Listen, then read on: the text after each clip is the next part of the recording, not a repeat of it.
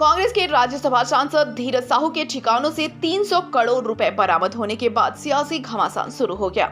शुक्रवार को धनबाद से भाजपा विधायक राज सिन्हा ने मुख्यमंत्री और कांग्रेस पार्टी पर बड़ा हमला बोला है। राज सिन्हा ने अपने आवासीय कार्यालय में पत्रकार वार्ता को संबोधित करते हुए कहा कि कांग्रेस के राज्यसभा सदस्य धीरज साहू के विभिन्न ठिकानों से आईटी की छापेमारी में बरामद लगभग 300 करोड़ नगद राशि कांग्रेस के शीर्ष नेता और मुख्यमंत्री हेमंत सोरेन है।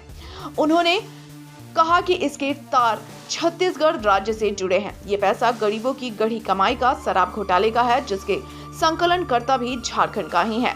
ऐसी संभावना है कि ये पैसे चुनाव परिणामों को प्रभावित करने के लिए रखे गए थे। उन्होंने कहा कि मुझे आशंका है कि झारखंड में ईडी के छापे के बाद रातों रात झारखंड से गाड़ियों में ढो ढोकर उड़ीसा की तरफ पैसे ले जाए गए ताकि उनकी अवैध कमाई सुरक्षित रह सके। अब कांग्रेस वाले आलू के बाद बालू, गोबर, कोयला से सोना बना रहे हैं। उन्होंने कहा कि इसके पूर्व भी झारखंड में हुई ईडी की कार्रवाई में करोड़ों रुपए बरामद हुए थे। भ्रष्टाचार का आलम यह है कि लूट के पैसे से सोना खरीदकर जमीन में गाड़ दिया गया। जांच जैसे जैसे तेज होगी, ये सब धीरे धीरे सामने आएगा। उन्होंने कहा कि गरीबों को लूटकर पैसा जमा करने वालों से पाई पाई निकलवाने की मोदी की गारंटी है। झारखंड का लूटा हुआ पैसा जनता को लौटाना होगा।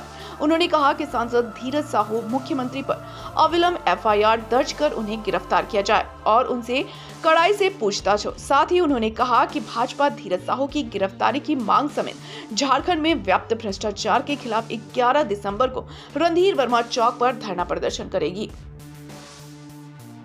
प्रिंट मीडिया के माध्यम से हो या सोशल मीडिया के माध्यम से हो कि कांग्रेस के एक सांसद, माननीय सांसद से धीरज साहू जी के यहाँ लगातार ये 2 दिनों से इनकम टैक्स की छापामारी चल रही है, जिसमें जो उनके यहाँ से अलमारियों में, गठरियों में जो नगद पैसे बरामद हुए हैं, उसको गिनने में अभी तक 6 मशीन खराब हो चुके हैं और फिर मशीन पे मशीन मंगवाया जा रहा है।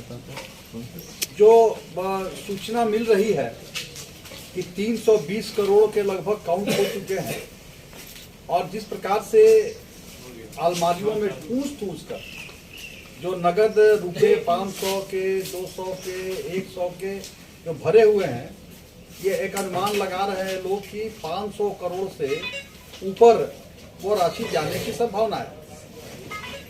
तो ये एक तरफ तो जो इंडी गठबंधन की सरकार यहाँ पे है, जेएमएम कांग्रेस गठबंधन की सरकार आरजेडी भी है। एक तरफ ये माननीय मुख्यमंत्री जी कहते हैं कि हमको सरकार पैसे नहीं दे रही, केंद्र सरकार पैसे नहीं दे रही, और दूसरी तरफ इस गठबंधन के जो सांसद हैं, उनके घर से, उनके व्यापारिक प्रतिष्ठानों से, यहाँ से इतने पैसे मिल रहे हैं जितने एक बैंक में भी उतने कैश नहीं होंगे।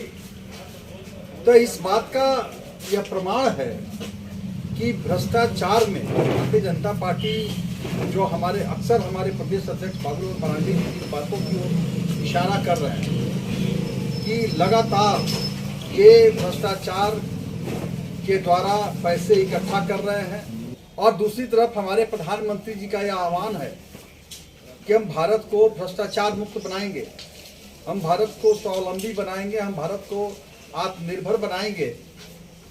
हम भ्रष्टाचार के रूप में हम न पैसे किसी को खाने देंगे न खाएंगे। और यह उन्होंने कल भी यह कहा है कि एक एक पाई जो कांग्रेस के ये सांसद विधायक जिस प्रकार से कैश उपार्जन करके अपने आप भर रहे हैं, 2 नंबर के पैसे पाई पाई, वो बोले, उन्होंने कहा है कि हम वसूलेंगे और यह पैसा उनको, जनता का पैसा उनको, जनता को लौटाना होगा। लेकिन अब जैसे मैं छत्तीसगढ़ गया तो वहां पर गोबर घोटाला सुनने में आया, यहाँ शराब घोटाला, छत्तीसगढ़, झारखंड। तो आलू के जगह पर सोना बनाते बनाते अब ये गोबर, शराब, पत्थर, कोयला, बालू, जमीन, यह सबसे सोना बनाना कांग्रेस पार्टी और यह इंडी गठबंधन वाले लोग और यहाँ की जो सरकार है, कांग्रेस जेएमएम की सरकार, यह इन विषयों से भी, इन वस्तुओं से भी सोना बनाने में लगी हुई है।